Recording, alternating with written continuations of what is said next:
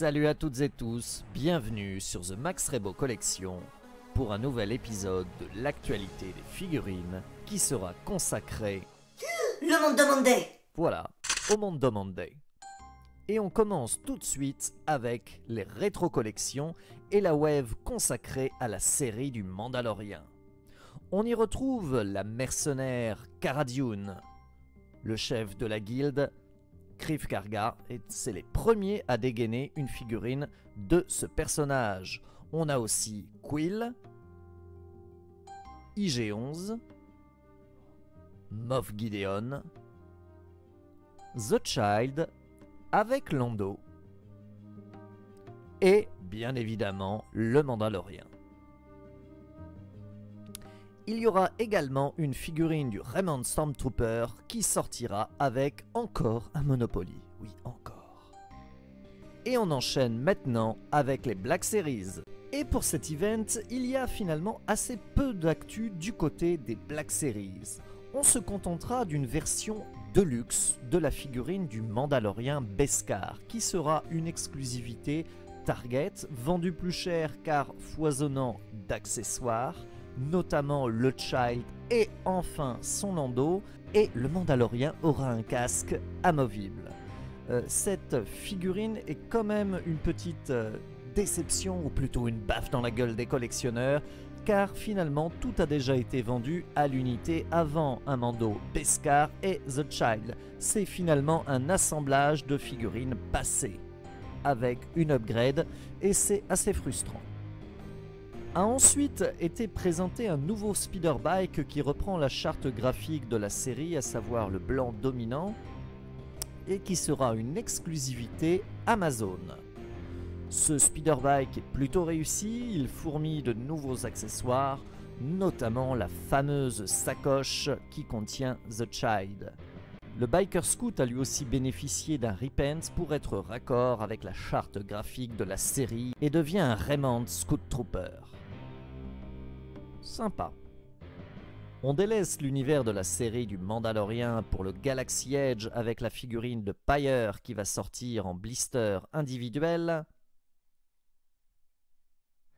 Et également la figurine de l'ami de Hondo Ohnaka, le droïde R5-P8.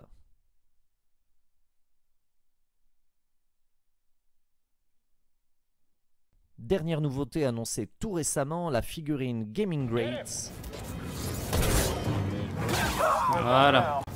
Pas très sympa ça, la tribune. La figurine Gaming Greats du Biker Scout de Fallen Order. Et maintenant, place aux The Vintage Collection. Et pour une fois, c'est de ce côté-là que l'event était plutôt sympa. On aura là aussi droit à une figurine de luxe de Din Djarin, une exclusivité des magasins américains Walmart, avec une figurine full Beskar, et là c'est une première pour la gamme, du Mandalorian avec une figurine de The Child, et là aussi c'est une première.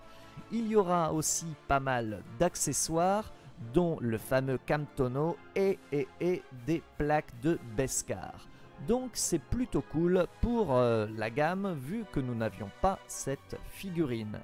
C'est aussi la gamme Vintage qui est la première, outre les rétros, à dégainer une figurine de Moff Gideon, et la Head Sculpt a l'air particulièrement réussie.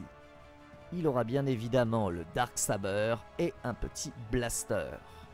Nous aurons droit aussi à une jolie figurine de l'armurière, qui semble un chouïa moins réussi que la version Black Series.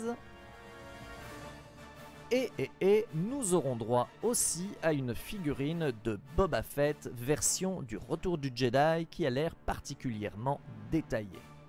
Ensuite, il était important de faire un point sur le projet Aslab Razor Crest. Sachez que le cap des 6000 a été franchi dès le lancement et que plusieurs paliers ont été franchis, ce qui a permis d'obtenir des cadeaux bonus, à savoir une Escape Pod, une figurine en blister de The Child avec son berceau Et le dernier palier qui sera, je l'espère, bientôt atteint, nous permettra d'avoir des blocs de carbonite pour garnir ce vaisseau. Et l'event a gardé une belle surprise en découvrant le vaisseau peint. Et il faut dire que le paint job a l'air vraiment incroyable. Je vous laisse admirer tout ça. Et si vous en avez les moyens, je vous conseille de craquer sur ce vaisseau qui a l'air d'être une vraie tuerie. Même si, rappelons-le, il vaudra plus de 350 $. À ça, il faudra rajouter frais de port, frais de douane. Je préfère pas y penser. Peut-être la solution Zavi, on va tester. Et en bonus, du côté de l'actu des figurines, une nouvelle gamme de chez Diamond Select pour les magasins Disney Store, des figurines 7 inch, donc plus grandes que les Black Series, qui devraient faire dans les 18 cm, une figurine de Boba Fett et une autre de Dark Maul. La tête de Dark Maul me laisse sceptique. Ouais, on attend de voir.